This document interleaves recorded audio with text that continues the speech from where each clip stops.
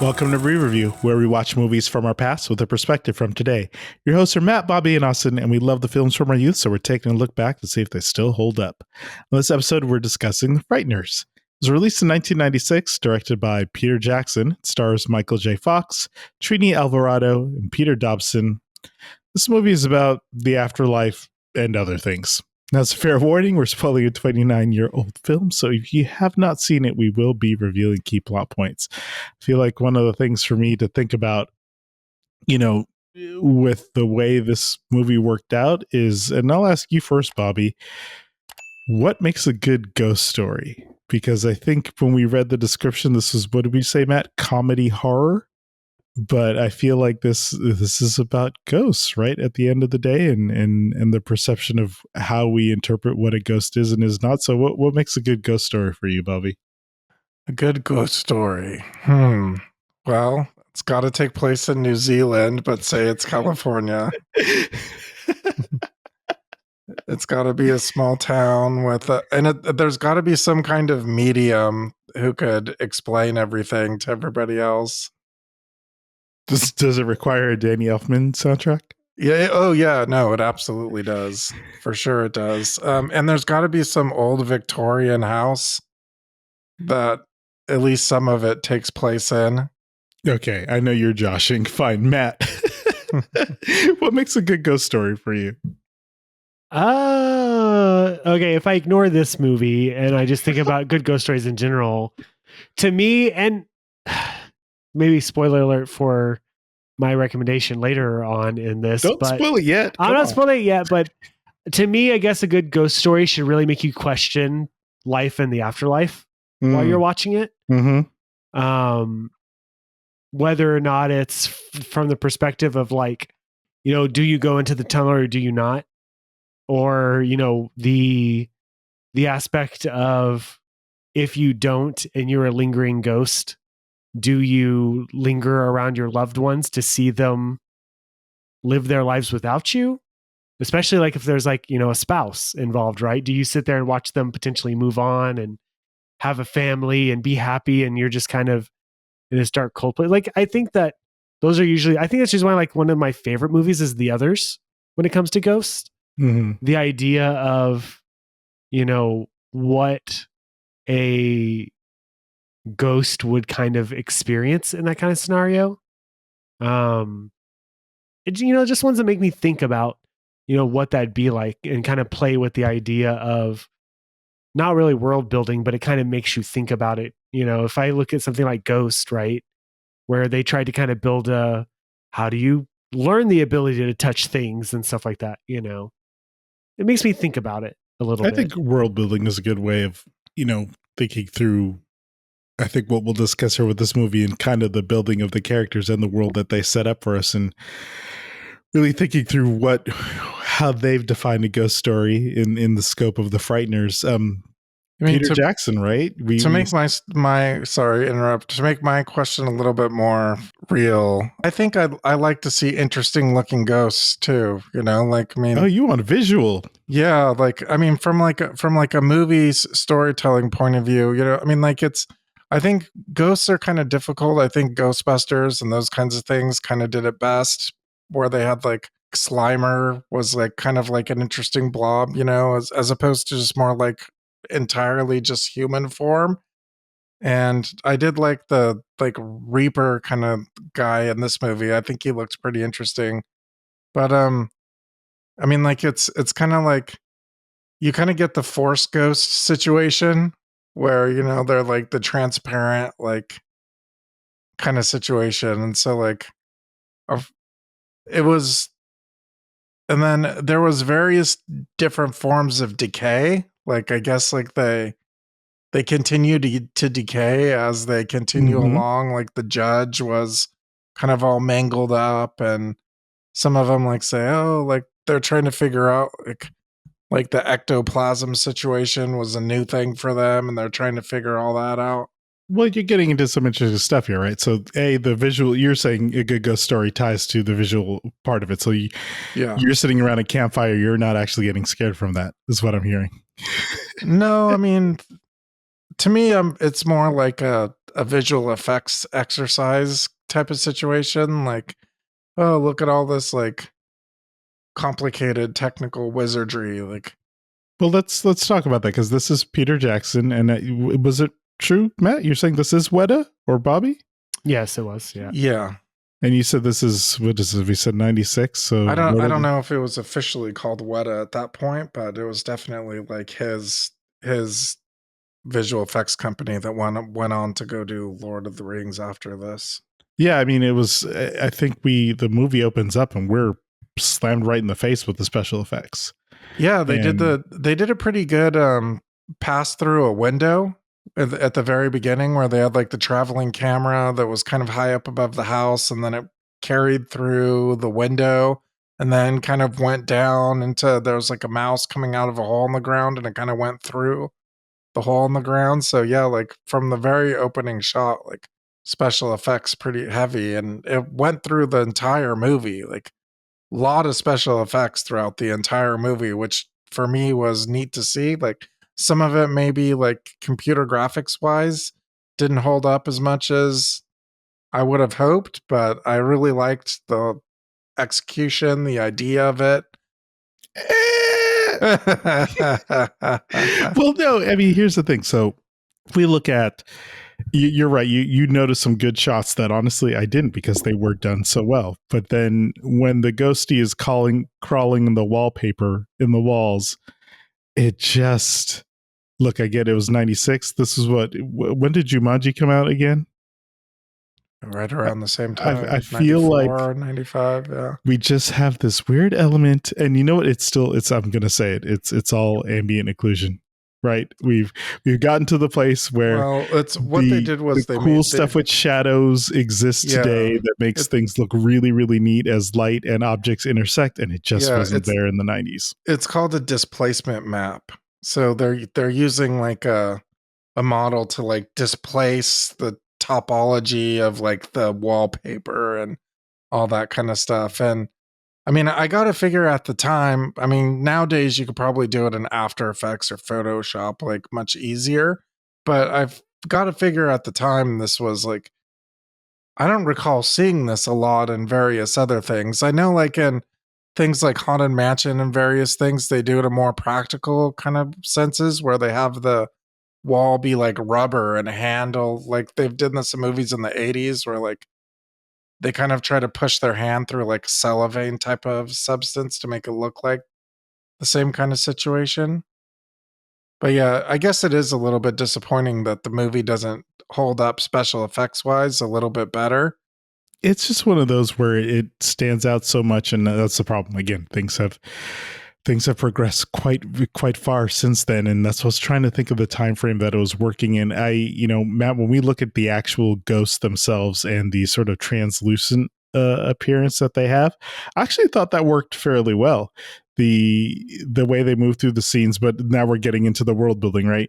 I was trying to figure out like how these ghosts interact with everything, because it seemed they were both bound by gravity and items and can interact with the world, but then also couldn't simultaneously, and we're in some weird middle space of like, don't touch my ectoplasm. Yeah, especially the scene where I can't remember what his name is, but the one that got stuck in the door. Yeah. Stuart? Yeah, Stuart. Yes. He got stuck in the door, and I was just like, he looks like, with Cyrus, he clearly was from the 70s. I assume Stuart was like from the 50s. He kind of had like that vibe to him. Mm-hmm. So you'd think at this point, if we assume that it takes place in the 90s, which it kind of feels like it did, he's been around for at least 30 to 40 years as a spirit. So you feel like getting through a door should be like elementary level, like just passing through. Because you kind of see it with, what was his name, Ray? Was that the husband that dies? Mm-hmm. You kind of see his inability to control his ghostness. Sure. And so the fact that Stuart couldn't was kind of weird. I feel like it was. I mean, we said it throughout the entire thing. There was a lot of exposition in this movie, and I feel like stuff like that was kind of a way of showing the fact that there is a push and pull relationship between the ghost and the world. The fact that they can interact, but the world can somehow interact with them too. Because like, yeah, a door shouldn't really be a thing, right? It should be Mhm. kind of like in Ghost when he just walks through the dude, right? Mhm. But then why is gravity affecting him? Why is he not going to the center of the earth, right? Yeah, I mean, Always the fun one. I do kind of like how there's a bit of an acknowledgement about the fight of physics. You know, like things are weird. You can pass through some things you can't. Some things work, some things don't. And I think it's a decent way to kind of explain how the physics work when otherwise, like, nothing works, right? Like ghosts don't have mass. Like, I mean, I feel like I attribute to the same thing as sci-fi movies whenever everything has an anti-gravity device yeah, that they specifically call out, which is why they can like just be standing on a set. right. Because I could sit here and be like, why are these ghosts blinking? That don't track. Right. But Well, then I guess you can write it off right. as like it's a psycho therapy. You know, it's like it's built into them, right? They And if said we- they don't eat or go to the bathroom, but they do vomit and they do breathe. apparently bleed. So Yeah. what is he vomiting if Ectoplasm. more and more ectoplasm. I think the other thing for me, so we have Frank Bannister, Michael J. Fox, who is a medium, but we learn, you know, the big cause and why people, I guess, see ghosts in this world is you go through a traumatic experience. Were you satisfied with that causing the ability to occur? no? Here's my thing, right? I was fine with it until what was her name? It wasn't Patricia. It was the one The one at the very end said she had a traumatic experience. Yeah, so I'm like, too? what was her traumatic experience? Lucy? Yeah, or Yeah. Lucy. Wait, no, not Lucy. The psycho one. The one that they did the bait and switch with the mom. Oh, Patricia Oh. Bradley. Yeah, it's Patricia. I'm like, what was her experience? Like, what was it? Him getting electrocuted, or it could have been at the hospital because I don't think that was very traumatic for her. Right. No, she was into it. Right. Yeah. Well, I See- guess, and that was kind of thing because what was it? Cyrus said he doesn't believe anymore. So like Mhm. maybe he didn't see them because he chose not to. Mm-hmm. Because I feel like if it's just a traumatic experience, then people would be seeing ghosts all over the place, right? Like, why are they able to see ghosts, but then other people can't? Well, so let's accept that, you know, I guess a traumatic experience does it. But I thought what was really odd to me was I guess in this world, there isn't a quick acceptance for the idea of a poltergeist in ghosts. Now, we know that the scheme that Frank was playing is that he had his ghost buddies and they're messing with people and then he goes and exorcises them. But the rapid nature of which people see the business card and after they have this experience they just said, Right. oh, we're gonna give this guy a call. Yeah. There was almost like a level of like, oh yeah, we actually all believe ghosts exist. Right. Well, especially in the case of the cops and how they didn't turn the whole thing at the very end into a giant murder trial. They kind of just glossed, well, not even glossed, they just completely skipped over that at the very end where it looked like he was killing a bunch of people and in jail. And then I know I'm jumping to the very end, but I guess you just assume they just figured everything out and everything's good. And then everything just moves on. Yeah, We're I good. think We're all that's good. part of it. Well, you also mentioned we have two antagonists, two nemesis. One is Johnny Bartlett. You mentioned you were happy with kind of the ghost character and the animation and the way that CG was done. The whole time I kept thinking, I was like, was this Harry Potter's inspiration? It felt Yeah. very it felt very Harry Potter like for me. It was like the ring Moaning wraith. Myrtle. Yeah. Yes, yeah. It was a bit ring wraithy as well, but since it was a bit floaty, I was just like, oh, Harry Potter. That's what it made me think about. Johnny is an evil murderess wanting to create an insanely high body count. Were you in support of the idea that you have this, which is, you know, the ghosts come back from the dead to kill more people and you working with Patricia to accomplish that, which I don't know was a super big twist at the end of the day. She was kind of off from the get-go, right? And this is kind of my thing about this movie, watching it is, and to be honest, going into this, I don't really remember a lot of this movie. There's only bits and pieces I remember from watching it. and then what I saw in like behind the scenes type things. But the one thing that kind of threw me for a loop was clearly they're very invested in the reveal of Patricia, and then the reveal of, because they had planted earlier the whole Johnny bit, and it took a long time to get there, to be honest. And this was kind of my thing, because I was just like, why were we sitting there with Ray and Lucy at the dinner table for so long if this was where everything was going? That like it just didn't seem like, it almost felt like they forgot about Patricia for about 45 minutes in the story. They absolutely did. They like moved on completely without her. And then during that time is when we get Milton, right? The FBI agent who is, I guess, obsessed with Frank. Is that a good way of putting it?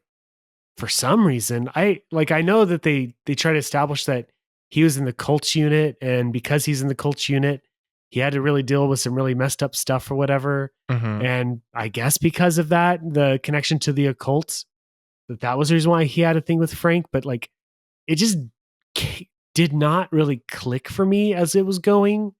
That I was like, man, he's really into this. I still don't know if he is actually an actual federal officer. Of what, I don't know. Yeah, it was so weird. It just had this weird placement of him being there. Like, if he was the actual like antagonist for this solely, fine. But clearly they didn't want to go that route. And so it was like dual antagonist, triple antagonist technically. Yeah. For this. Yeah. It was so weird. And I don't really, it would almost be if you watch the Final Destination movies and there was a serial killer too. Right. Yeah. Like, why? What the death that was just trying to take out these kids wasn't enough? We needed a serial killer as well? Yeah, no, I wholeheartedly agree. I think it's a little bit too much, or a lot too much. In terms of the sidekick ghosts, because I do want to ask about them, did you have a favorite?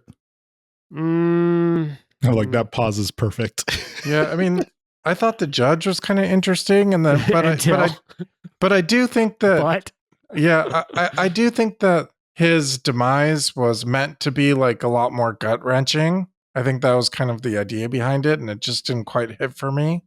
Like, you're supposed to feel sad for the dead ghost dying. I do think that was the intention, and it just didn't quite get there all the way for me. What about the learning of hell versus heaven? Because we get the impression that, okay, we learned that ghosts stay behind, right? But then it seemed the other side was everyone was going up into the light. And I don't think we really learned about the hell piece until the very end. I couldn't understand what the criteria was for who goes up and who goes down. Like, up until the very end, I thought there was no down. Like, basically, like what the light was traveling towards was basically like, I don't know, some kind of Dante's judgment room or something. You just go to be processed wherever you're going to go, as opposed to like an immediate, you go down, you go up. Well, and this is where like, and this is the kind of stuff that I'm kind of interested in with these kind of movies, because then there's the theoretical what ifs. Because I'm like, what if you're, Charles Manson and you don't go into the light, and then within the next 50 years, his character changes and he saves somebody as a ghost. Does he get to go to heaven at that point, regardless of what he did in life? Like, if you're good during purgatory, do you get to move on into the good space? The good place? The good place, not the bad place. Yeah. I mean, the part of me is kind of like playing with that kind of stuff is a much more interesting story whenever you can really go into that kind of thing. Because I feel like there's been movies that have been like that, where somebody who was kind of like not that great of like, you were asking which ghost I kind of prefer, whatever. I would have liked Ray if he had a redemption arc, because he kind of a little bit did at the very end, like where he tried to protect Lucy from the Grim Reaper. He just gets wrecked. And she never knows. There's never a touch, and then she ends up with the dude who conned them and wrecked the dude's fence. So let me ask about that. Bobby, they clearly were setting up a Lucy and Frank get together. But like, how cruel was it that he's at the dinner with her dead husband there, and for better or worse that you want to call the relationship, he's already putting hands on her. Yeah, I found that a little bit off-putting. I mean, I do know that, I mean, they explained, they did a lot of showing and telling in this movie. So they both showed and told that basically the relationship wasn't good. And she's basically like, it's almost like this movie could be a little bit of a parody of Ghost. Like, instead of like the romantic, like, oh, tell me like all this detail to confirm that you're actually like real and that you're actually talking to him. She's just like, where's my money, man? And then it's like, oh no, sorry, it was a bad investment. So there was a very vague detail to confirm that it was actually happening. That is kind of messed up. They use that to really make him a bad guy. Because what you saw before was someone who's just frustrated that someone ran over his fence. He likes working out, and he planned a dinner for his wife for their anniversary at medieval times or whatever they called it. Medieval times. And yet she's like, how much money was it? 16 grand? Yeah, something like that. Which I guess in 1996, that's a decent amount. Right. Yeah, I would agree. Yeah. I thought the jump went really, really fast from her like totally jumping on board to the Frank train and being like, oh, like he's not really a serial killer. He's a good person. And I seen what he does. And I'm gonna, like none of that relationship made any sense to me at all. Well, I guess this is an important one. Matt, how'd you feel about Frank as a whole? Do you like your mystic mediums who are basically willing to, but he was going to kill himself? Well, see, here's my so here's my thing.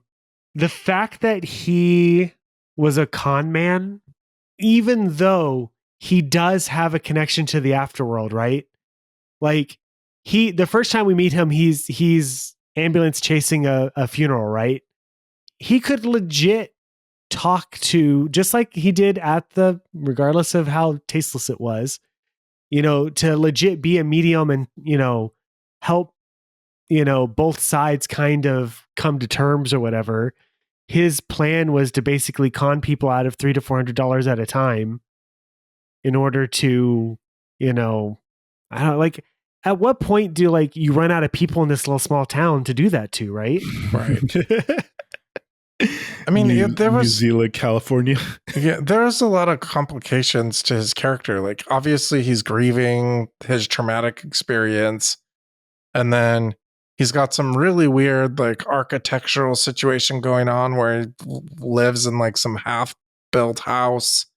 I'm not an architect or somebody who's ever built a house, but him using a chainsaw to cut off the ends of those 2x4s really bugged the shit out of me. I'm like, no, that's not going to look good at all. It's going to be rough. No wonder you're having a hard time. Like, an architect is not somebody who builds houses, just FYI. You design the houses. You don't build houses. Yeah, it looked like he was cutting into his like already set frame. Yeah, he couldn't find other wood to use as firewood. Come on, dude. Be resourceful. Yes, there's a lot there. At the end of the day, what I want to see if you notice this. For me, it was surprising, and I don't know if this is something that maybe if this movie was made in a different way, it would have went down there. But is it me or like by the time we really get into the Johnny Bartlett piece and understanding what was happening, and they have all the flashback scenes, this was really, really violent. Yeah. Yeah, I mean, the whole like serial killer situation, like, I mean, I think Matt kind of hit it on the head. Like, I mean, you didn't really need to go that way. So I read that this movie, like, that it was an MPAA like made it a R, and they're really trying hard to get it down to PG-13. And once they realized like it wasn't going to get there, they just kind of leaned into the R that they were going to get anyway. So I wonder if that kind of played a part into it at all. Yeah, I mean, I guess I'm glad it wasn't as visually violent as at least it was presenting the idea behind all of it. For our big epic battle, though, between Patricia and Johnny and Frank and Lucy, I guess I felt the intensity of it. How'd you feel about the big battle in the hospital, Matt? I mean, if Milton wasn't there, I think I would have enjoyed it more. Yeah. I know it's the entire time I was just seeing the dude from Pacific Rim, even though it's not the same actor, but that's all I was seeing the entire time. I mean, it had its intensity and it had its tension. But I feel like it was kind of lacking in substance at that point. Like, I don't think I was as invested as I probably should have been, but there was some aspects of it. I don't know if it would have been better for me if there weren't flashbacks during part of it. Mm-hmm. If it would have just been pure, like, it didn't have, like, it started off fine with like a sense of a ticking clock, right? Trying to get the ashes to the chapel. But once that kind of got knocked out, it wasn't there as much. And so like I don't know what they really, it was just fighting without something to fight for. Like, it wasn't like, oh, well, Lucy was dying, or, you know, there was some aspect that would drive it as much, but it definitely had a level of tension that I think was there. It's weird because at some point I felt less of the Danny Elfman score. And I think it's when that was happening. Like, it didn't have the same Elfman touch, I guess. We did learn something interesting during that fight. And Bobby, I could ask you why weren't Cyrus and Stewart and even Judge doing this to everyone? Apparently, once you're in ghost form, you could just pull the ghost out of a living human being. Right. Yeah. Which okay. This kind of gets me into the category of what Johnny got that allowed him to become a Grim Reaper form. Like, was it because what, I guess technically I already know the answer, which is because when we see R. Lee, he can transform himself. Yeah. Through like his staff sergeant outfit to more of a Vietnam combat Joe, or whatever you want to call it, outfit. So I'm guessing that was just his ability to transform into the Grim Reaper form. But then I guess Arlie can also generate those guns. So I guess technically he could make the scythe too. Yeah. So I guess, but they can't see him. The humans can't see him. So what would be the point of doing that other than the reveal at the end? Right. So is death like a situation like, you know, there's other movies like where Santa Claus dies and then somebody else has to be Santa Claus. Like, is that how the Grim Reaper works? Did you just hit us with like the Tim Allen? Yeah. It's like the Grim Reaper fell off the roof. Yeah, and then you know his how robes and put them on. You know how in the Santa Claus movie, like he starts looking like Santa Claus, like magically, like so this guy just like magically becomes the Grim Reaper, and they're like, okay, it's your turn now to go. That, you know, this little town. You know what the funny thing about it is, in a slightly different approach to the ending of this movie, I kind of would have wanted the real Grim Reaper, because here's the thing. There is one aspect of this movie that I remember more than anything else going into it, and it's the poster, where you have this, I don't know if you want to call it cream, off-white poster with this very frightening face protruding through the wall. But do you know the face in the poster doesn't match anything from the movie? See, that's the thing. It would have been great if that was the actual true Grim Reaper who showed up at the end to kind of like clean house, be like, motherfucker, this is my job. Right. And then he just took out the two of them or whatever, instead of having the reveal that I guess somebody who became a ghost 5 seconds ago can take a human out and turn them into a ghost.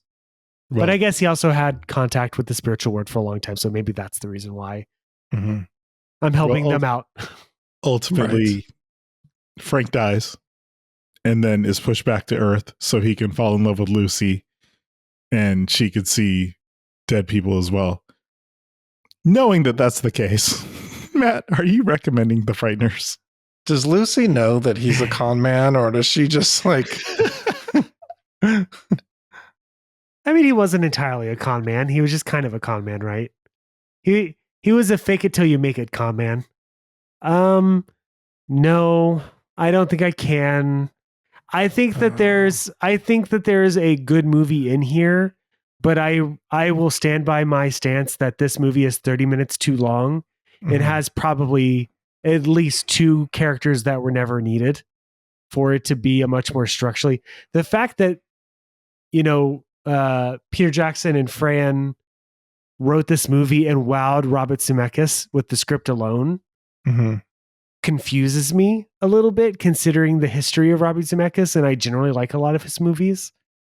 I think that this could have been a tighter script, to be honest. It's not a bad movie. Like I didn't hate it. I think the performances were campy in the way I think they meant to be. I mean, the camera angles told me this movie was supposed to be campy.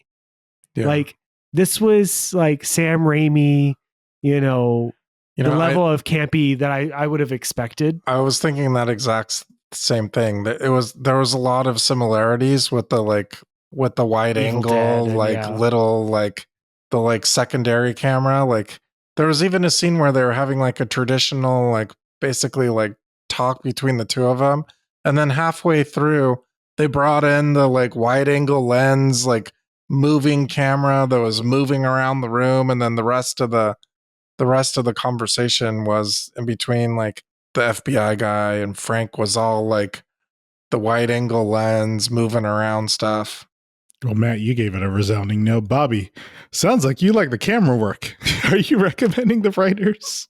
Well, I would recommend it if you're a big Peter Jackson fan, because watching this and then seeing where Lord of the Rings comes in right after that, and then some of his earlier work, I think is a really interesting progression to kind of look at his first movie and then this movie and then Lord of the Rings. I do think there's a couple little similarities. I think there's even one or two people that showed up in the Lord of the Rings in small bit parts in this movie.